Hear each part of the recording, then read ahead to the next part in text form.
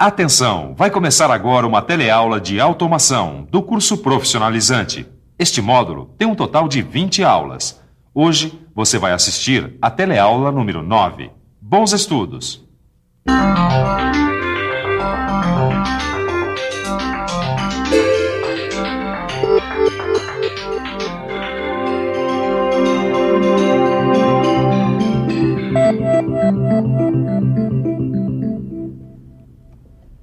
Bom dia, Torquato. Bom dia, mano. Que é isso que você está segurando? Olha que maravilha. Isso é uma válvula de aparelho de TV antigo.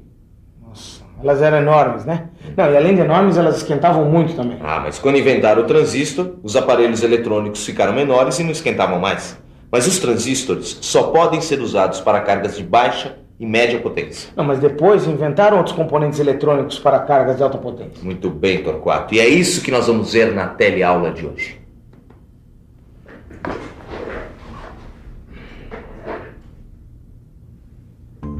A gente vai conhecer os tiristores, os componentes eletrônicos que servem para controlar e acionar cargas de grande potência. Vamos ver também como é que os tiristores acionam uma carga elétrica e que essa carga pode ser um motor de corrente alternada ou não. E por último, a gente vai ver como são os circuitos integrados digitais, outros tipos de componentes eletrônicos. Esses componentes eletrônicos, ou tiristores, como também são chamados, eles são diferentes dos transistores porque têm mais capacidade de dissipação e porque acionam cargas de maior potência. E também porque acionam cargas operadas em corrente alternada. Vamos ver isso melhor. Corrente alternada, cargas de maior potência e grande capacidade de dissipação.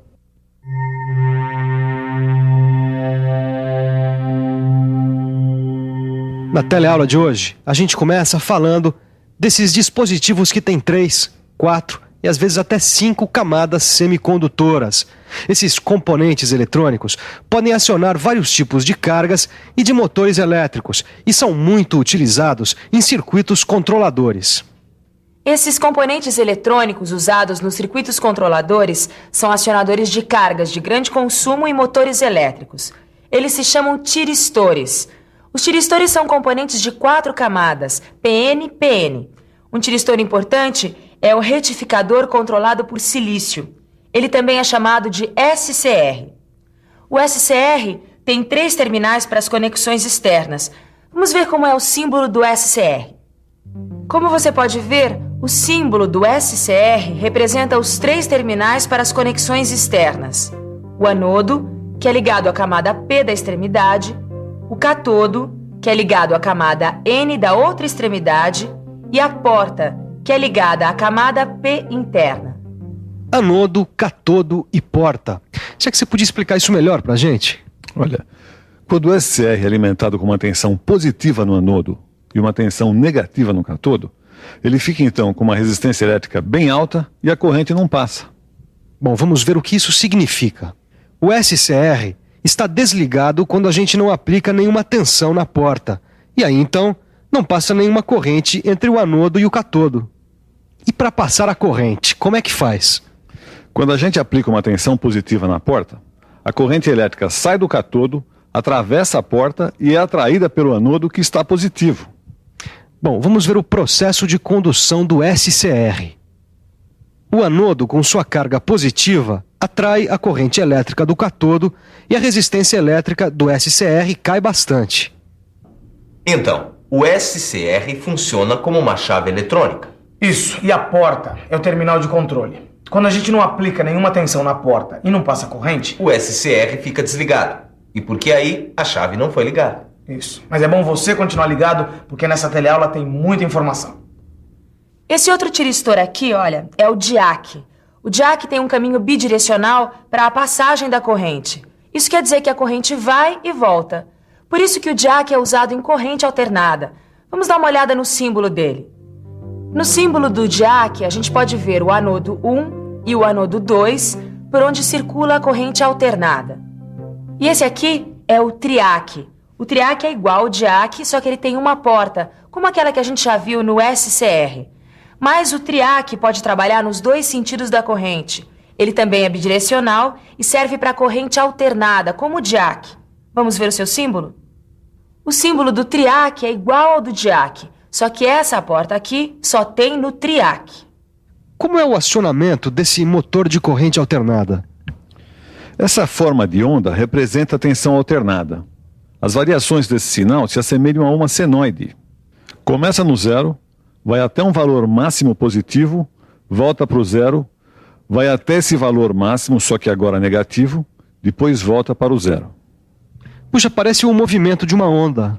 Então, por isso que a gente fala em tensão alternada das tomadas. Esse sobe e desce da tensão se repete 60 vezes por segundo. Agora vamos dar uma olhada no esquema dessa aplicação. Assim é o símbolo de aplicação do DIAC e do TRIAC no controle de potência de motores de corrente alternada. Quando a gente coloca um SCR no lugar do TRIAC e um diodo comum no lugar do DIAC, a gente pode controlar potências em motores de corrente contínua, mesmo usando a rede com tensão alternada. E eu e o Mano também estamos alternando. Ele com fome e eu sem. Hoje o Torquato só está com fome de saber. Isso. E os tiristores que operam em alta potência, eles são tão grandes que nem parecem componentes eletrônicos. Você tem ideia de qual é a potência desses tiristores todos? Os tiristores podem controlar potências de até 10 milhões de watts, suportando correntes com 2.000 amperes e tensão de 1.800 volts. Bom, agora vamos ver os circuitos que têm que trabalhar com muitas variáveis elétricas, com mais combinações. Eles operam com 2 níveis de tensão, o nível baixo e o nível alto. É para casos em que a gente precisa usar uma lógica muito complexa de acionamento. Os circuitos com lógicas muito complexas de acionamento são necessários quando temos uma máquina como essa aí, com a qual o trabalhador precisa trabalhar com segurança. A máquina só é acionada através de diversas variáveis. São as variáveis de entrada. O operador precisa acionar os 2 sensores de uma vez para a máquina funcionar. Assim não corre risco nenhum de acidente com as mãos. Quando a máquina está acionada, a gente diz que ela está no nível 1. E quando a máquina está desacionada, a gente diz que ela está no nível 0. Torquato, nível 0 e nível 1. É bem lógico, não é? É bem lógico. Por isso que esses níveis são chamados de níveis lógicos, porque eles representam coisas bem claras e definidas. Alto e baixo, fechado e aberto, quente, frio, nível 0, nível 1. Tá tudo aqui, ó. Os níveis 0 e 1 são os dígitos do sistema de numeração binário. O sistema binário tem apenas o 0 e o 1. Com a combinação desses 2 dígitos, a eletrônica digital pode representar qualquer quantidade. Os dígitos binários são chamados de bits. Quer dizer, cada bit representa um nível de tensão elétrica. Então, o nível 0 representa uma tensão de 0 volts e o nível 1 a mais alta tensão do circuito. É por isso que os circuitos eletrônicos trabalham só com vai ou não vai, certo ou errado, sim ou não, 0 ou 1. Agora nós vamos conhecer alguns dos componentes da eletrônica digital. A eletrônica moderna conseguiu integrar grandes circuitos em pequenos pedaços de silício. São os circuitos integrados. Esse aqui é um microprocessador. Ele tem centenas de milhares de transistores e também muitos outros componentes integrados. Ah, microprocessador eu conheço, eu já vi. E é uma peça super importante nos microcomputadores. É isso aí. Mas vamos continuar vendo os componentes. Alguns circuitos integrados têm na pastilha fios de metal soldados. Esses fios servem para as conexões externas. Os circuitos são então encapsulados. Essas perninhas são chamadas de pinos. Os pinos são numerados. Mas não são só os circuitos digitais que podem ser integrados. Existem vários outros tipos de circuitos integrados, como amplificadores de potência, receptores de rádio e receptores de televisão.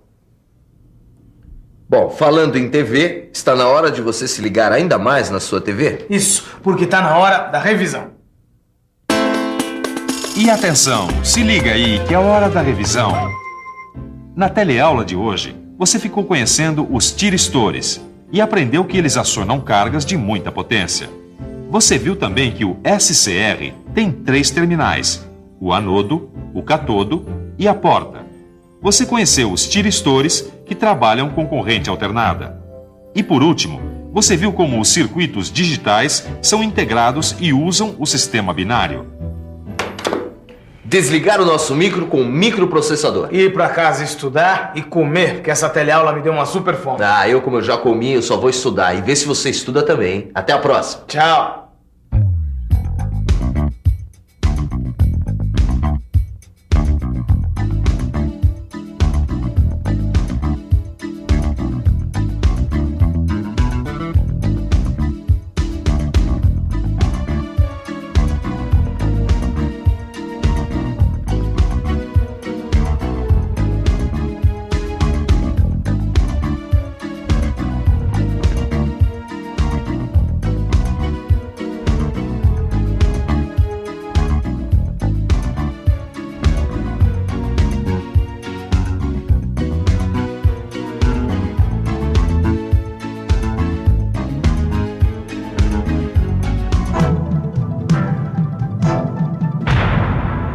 Telecurso 2000, um programa de educação do Sistema Fiesp e da Fundação Roberto Marinho.